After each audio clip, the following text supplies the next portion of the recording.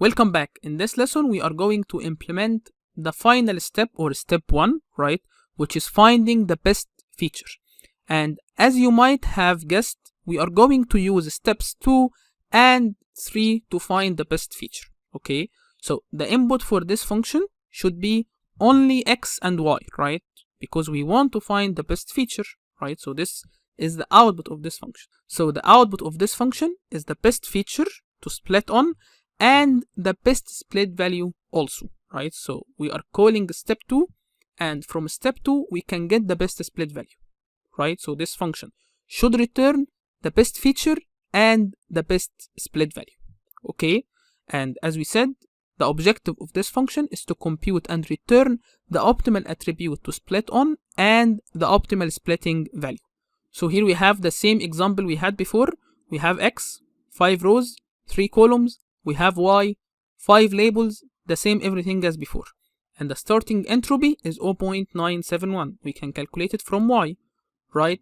Now, we want to calculate the information gain at different splits. So what we are going to do is that we are going first to split based on feature 0 and find the maximum information gain we can get, right? So the maximum information gain from feature 0 is 0.32. And from feature 1 is 0.17, and from feature 2 the maximum information gain is 0.4199. So from this we can conclude that the best feature to split on is 2, right? This feature. And the best split value is 22. Now let's see how we can implement all this. So first we are going to initialize the best information gain with 0. We are going to initialize the best feature with 0. The best split value was also 0. And then we are going to loop over all the features. So if we get x3, then this is the first example, right? So this will return the first row, and the length of the first row should correspond to how many columns we have. So we have 3 columns.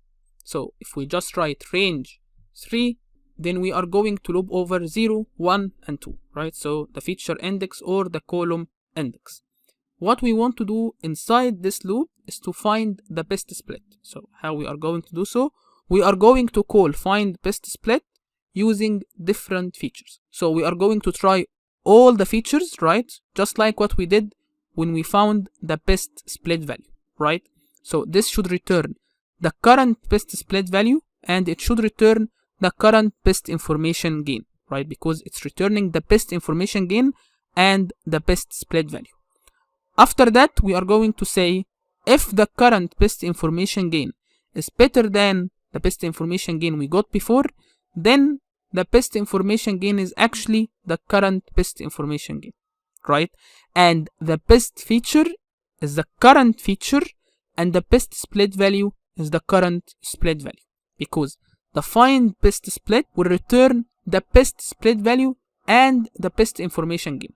So if the best information gain of this feature is better than the best information gain of all the previous features, then this means that the current feature is the best one to split on, right? And its best split value is actually the best split value overall.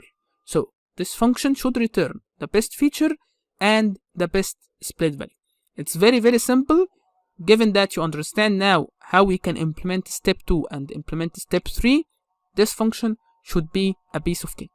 Now, in the next lesson, we will see how we can put everything together and how we can create our own decision tree from scratch. So let's go.